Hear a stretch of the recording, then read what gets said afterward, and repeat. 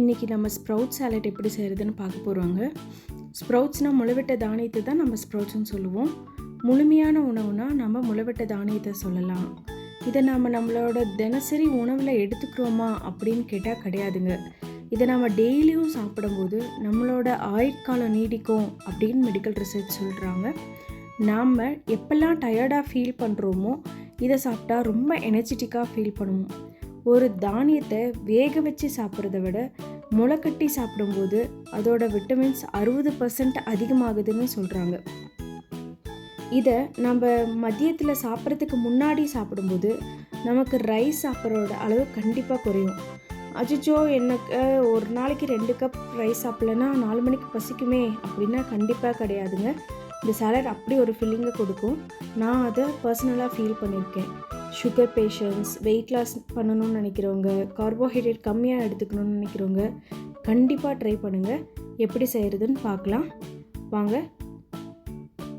இதுக்கு என்னென்ன வேணும்னா, ஒரு ஆனியன், ஒரு டொமேட்டோ, ஒரு கேப்சிகம், ஒரு கேரட், ஒரு ஹாஃப் குக்கும்பர், ஒரு ஹாஃப் லெமன், அப்புறம் தேவையான ஸ்ப்ரவுட்ஸ். இது எல்லாத்தையும் இப்படி பொடி பொடியாக சாப் பண்ணி கட் பண்ணி வச்சுக்கோங்க. பெப்பரும் எடுத்து வச்சுக்கோங்க. இப்போ இந்த வெங்காயம், தக்காளி, குடமிளகாய், கேப்சிகம், அப்புறம் குக்கும்பர், கேரட் எல்லாத்தையும் நான் போட்டுட்டேங்க. இப்போ போட்டுட்டு நல்லா மிக்ஸ் பண்ணிக்கணும்.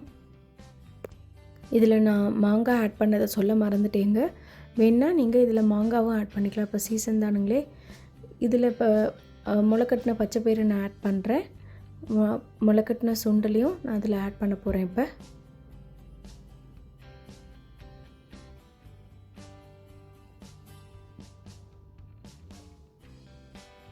நல்லா எல்லாத்தையும் மிக்ஸ் பண்ணி விட்டுருங்க.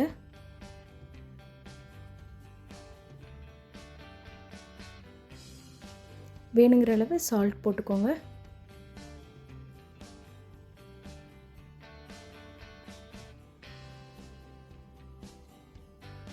பெப்பர் எவ்வளோ வேணுமோ பெப்பரும் போட்டுக்கோங்க.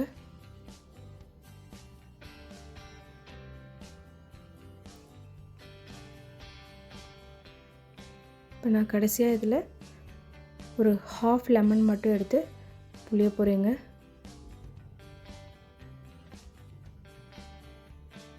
ஆல்ரெடி மாங்காவும் இருக்கிறனால ஹாஃப் லெமன் போதுமானதாக இருக்குங்க. எல்லாத்தையும் நல்லா மிக்ஸ் பண்ணிக்கோங்க.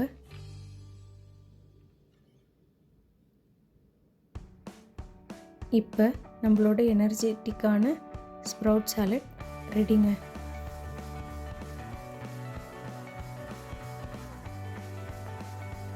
நீங்களும் இதை வீட்டில் ட்ரை பண்ணி பார்த்துட்டு எப்படி இருந்ததுன்னு கமெண்ட் செக்ஷனில் உங்களோட கமெண்ட்டை போடுங்க.